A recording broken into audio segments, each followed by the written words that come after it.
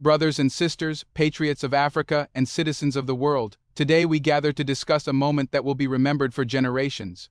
A moment that has shaken Washington to its core, rattled the foundations of Europe's confidence, and sent ripples across the entire globe. That moment is the signing of a $20 billion strategic deal between Burkina Faso and Russia, a deal that defies Western dominance, challenges centuries of exploitation, and signals the arrival of a new age for Africa. This is not just about contracts or numbers on paper. This is about a nation long underestimated, long dismissed, long treated as a pawn in the great game of global politics, now standing tall, now asserting itself, now saying to the world, we will no longer be dictated to. For decades, Burkina Faso has endured the heavy hand of external manipulation. Like so many African nations, it was trapped in a cycle where the wealth of its land enriched outsiders while its people struggled in poverty. Gold mines that sparkled for foreign corporations, cotton fields that clothed foreign markets, fertile soil that yielded profit for foreign traders, yet the ordinary was left with crumbs. But that cycle is breaking. With this $20 billion deal, signed with Russia, Burkina Faso is no longer looking to Washington, Paris, or London for permission to act. It is charting its own destiny. This deal is not just about trade, it is about infrastructure, energy, military cooperation, and technology transfer. It is about building the kind of nation that can no longer be bullied into submission by so-called superpowers. What does $20 billion mean for a country like Burkina Faso? It means new roads that connect the villages to the cities. It means railways that carry goods not just out of Africa but across Africa. It means power plants that bring light to homes that have been in darkness for too long. It means schools and hospitals that give dignity to people who have endured neglect. It means the chance to industrialize not in theory, not in speeches, but in practice. Washington cannot believe it. For decades, the United States has assumed that Africa's allegiance was guaranteed, that Africa would always look west for approval, for aid, for loans. They never imagined that one day, a country like Burkina Faso would turn around and say, we do not need your permission. We have partners who respect us as equals. That is why they are furious. That is why the headlines in Western media speak of shock, of instability, of geopolitical risk. But let us decode their language. When they say instability, they mean independence. When they say geopolitical risk, they mean Africa is no longer theirs to control. When they say shock, they mean fear that the model of exploitation is collapsing. Russia, for its part, has made a bold move. By investing in Burkina Faso, it has signaled that Africa is no longer a secondary theater, no longer a place to be lectured but a partner to be respected. Russia sees what the West refuses to admit, that the future is in Africa. The markets are here, the resources are here, the people are here, the future factories, the future consumers. The future powerhouses, they are all in Africa, and with this deal, Moscow has chosen to stand on the side of history. But make no mistake, the fury of Washington is not simply about Russia. It is about the precedent, because if Burkina Faso can sign a $20 billion deal with Russia, what is to stop Mali from doing the same? What is to stop Niger, Guinea, or Congo from striking similar partnerships? What is to stop Africa from turning east instead of west? What is to stop Africa from finally breaking the chains that have bound it for centuries? The United States fears a domino effect. They fear that if Burkina Faso succeeds, if its economy grows, if its people prosper, then other African nations will follow. And when that happens, the entire system of Western domination crumbles. No more cheap raw materials shipped to Europe while Africans starve. No more foreign bases controlling African soil. No more dependency on IMF loans with chains attached. Let us be clear, this is not the first time Africa has tried to rise. Leaders like Thomas Sankara, Patrice Lumumba, Kwame Nkrumah, and others dreamed of this day. They dreamed of an Africa that traded on equal terms, an Africa that refused to bow, an Africa that was sovereign. And each time, the West intervened. Coups, assassinations, destabilization, every attempt at freedom was met with violence. But today is different. Today, Burkina Faso has allies. Today, the world is multipolar. Today, Russia, China, India, and others stand ready to partner with Africa not as masters but as equals. And that is why Washington panics, because they cannot simply send one letter, one ambassador, one soldier, and expect Africa to fold. The balance of power has shifted. The symbolism of this deal cannot be overstated. Burkina Faso, a landlocked nation, a country often dismissed as poor, a people underestimated, has now signed a deal that commands the attention of every capital in the world. No longer can they be ignored. No longer can they be silenced. The voice of Ouagadougou echoes louder than the walls of the White House. And let us not overlook the courage of leadership, Captain Ibrahim. Standing firm at the helm of Burkina Faso, has shown the world that Africa is no longer afraid. With one stroke of a pen, he has rewritten history. He has declared that Burkina Faso will not be dictated to by Washington. He has declared that partnerships must serve the people, not foreign corporations. He has declared that the wealth of Africa belongs to Africa. Of course, the road ahead is not easy. There will be sabotage. There will be misinformation campaigns. There will be attempts to destabilize the government. There will be whispers of coups, of unrest, of failure. The West will not give up easily. They never do. But this time, Burkina Faso is not alone. This time, the African youth is awake. This time, the global South is united. So let us imagine the future. Imagine $20 billion flowing not into foreign pockets but into African hands. Imagine the highways connecting Ouagadougou to Bamako, the trains linking Burkina Faso to coastal ports, the industries rising where once there was only extraction. Imagine Burkina Faso exporting not raw materials but finished goods, steel, textiles, batteries. Imagine a nation that others once called weak standing strong on the world stage. This is the vision that terrifies Washington. This is the vision that the deal with Russia makes possible. And this is the vision that every African must defend. Because this is not just Burkina Faso's victory, it is Africa's.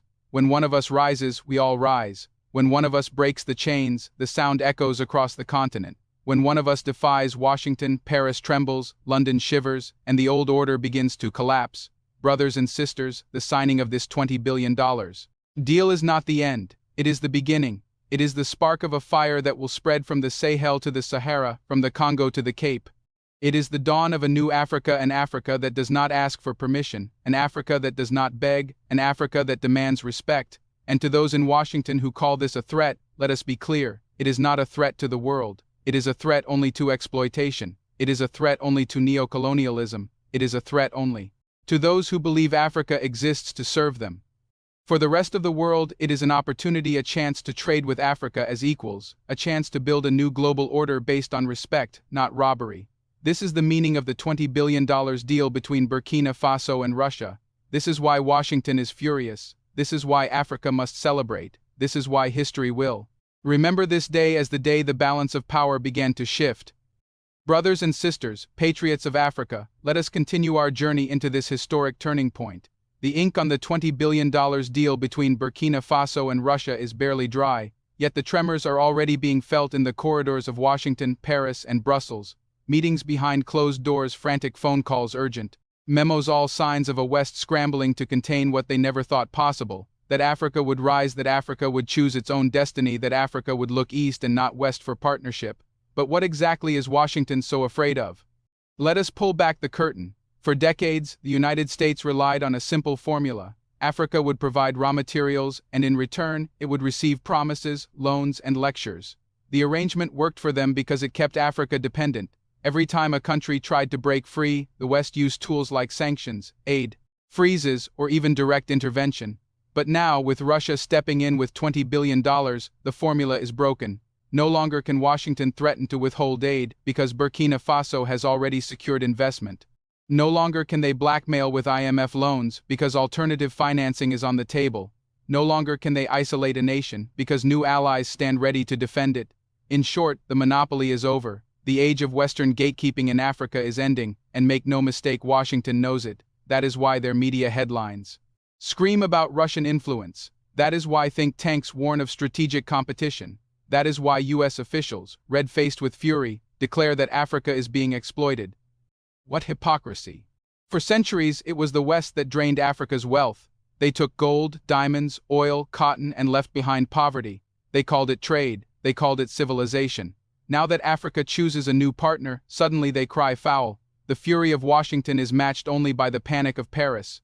France, once master of West Africa, has seen its grip loosen, its military bases rejected, its corporations kicked out. And now, as Russia invests billions in Burkina Faso, the humiliation of Paris is complete. No longer can they pretend to be the protector. No longer can they hide behind language, culture, or history. The reality is simple. The age of French dominance in Africa is over. The United States fears this for another reason. If Burkina Faso thrives, if it builds new railways, new industries, new schools, then the Western narrative crumbles. For years, they have told us that Africa cannot succeed without Western aid, that Africa cannot industrialize without Western oversight, that Africa cannot govern without Western guidance. But if Burkina Faso proves them wrong, if it prospers through a partnership outside of Washington, then other nations will follow. Mali, Niger, Guinea, Chad, even South Africa, one by one, the dominoes will fall. And what happens when Africa no longer looks to the US dollar? What happens when Africa trades in rubles, yuan, or its own currencies? What happens when Africa joins BRICS, when Africa builds its own financial institutions, when Africa breaks the IMF's chains? That is what terrifies Washington, because once Africa is free economically, no amount of military power can put it back in the cage. But let us speak clearly, this deal is not just about Burkina Faso and Russia, it is about a global shift, it is about the rise of a multipolar world where no one nation can dictate terms. The West is furious because it has lost its monopoly, not only in Africa but across the global South. Latin America rises, Asia rises, the Middle East rises. And now Africa rises. Together they form a new front, a front that says no to imperialism, no to exploitation, no to hegemony. Of course, there will be resistance. Washington will not fold its arms quietly. Already they whisper of sanctions. Already they fund propaganda against Burkina Faso's government. Already they send envoys to neighboring nations, trying to isolate Ouagadougou. But history is not on their side. The youth of Africa is awake. The soldiers of Africa are alert. The leaders of Africa are learning from past betrayals. Think of Sankara, who dreamed of an Africa free and united. Think of Lumumba, who fought for a Congo independent and sovereign. Think of Nkrumah, who declared that the independence of Ghana was meaningless without the liberation of Africa. Their dreams were cut short by Western plots, but today those dreams are reborn in the fire of Burkina Faso's courage. With this $20 billion deal, Burkina Faso is not just building roads and power plants, it is building a shield against dependency, a shield against humiliation, a shield against the arrogance of those who believe Africa must forever remain weak. And what of the US farmers now watching in disbelief? For years, Washington exported its crops, its grain, its goods, forcing Africa into dependency. But as Burkina Faso industrializes, as Africa strengthens its own agriculture and industries, those same farmers see their markets shrinking. No longer will Africa be a dumping ground for surplus. No longer will Africa's tables be filled with food from Iowa while its own farmers suffer.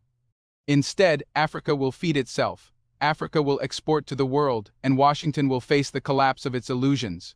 This is why they are furious. This is why they panic. Because the old model is gone, and a new model is rising, an African model. But brothers and sisters, let us not be naive. A $20 billion deal is not a magic wand. It will not solve all problems overnight.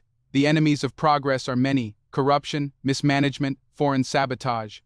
The West will seek to exploit every weakness. That is why the people must remain vigilant. That is why the youth must hold leaders accountable. That is why the army must defend sovereignty not just from foreign invaders but from traitors within. If this deal is to succeed, it must serve the people, not just the elites, not just the politicians, but the farmers, the workers, the students, the mothers, the children. It must bring light to the villages, not just to the capital. It must build schools in the countryside, not just offices in the city. It must lift the whole nation, not just a few. That is the challenge of leadership. That is the responsibility of Captain and those who stand with him. And yet, despite the challenges, the significance of this moment cannot be denied. Africa has made a statement: we will not be dictated to. We will choose our own partners. We will choose our own destiny, and no empire, however powerful, can stop us. So let us envision the future once more, 10 years from now. Burkina Faso stands transformed. Its cities connected by modern transport, its industries buzzing with life, its youth employed and inspired. 10 years from now, Burkina Faso exports finished products, not raw materials. 10 years from now, Burkina Faso is a hub for trade, technology, and innovation in West Africa. And 10 years from now, the West will look back on this $20 billion deal and realize it was the beginning of the end of their monopoly, the end of their arrogance, the end of their control over Africa. This is why we say, Africa must rise. Burkina Faso has taken the first step, but others must follow.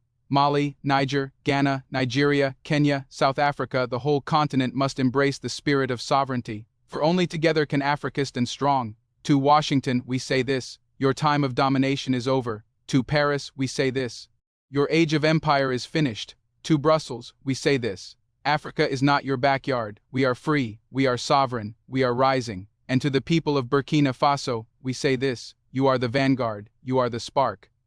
You are the example that others will follow. Stand firm, stand proud, stand united, for the future is in your hands.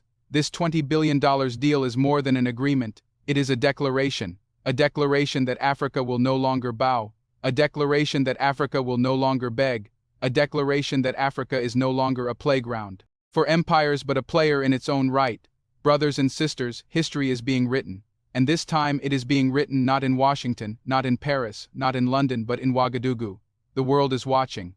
The world is changing, and Africa is leading the way.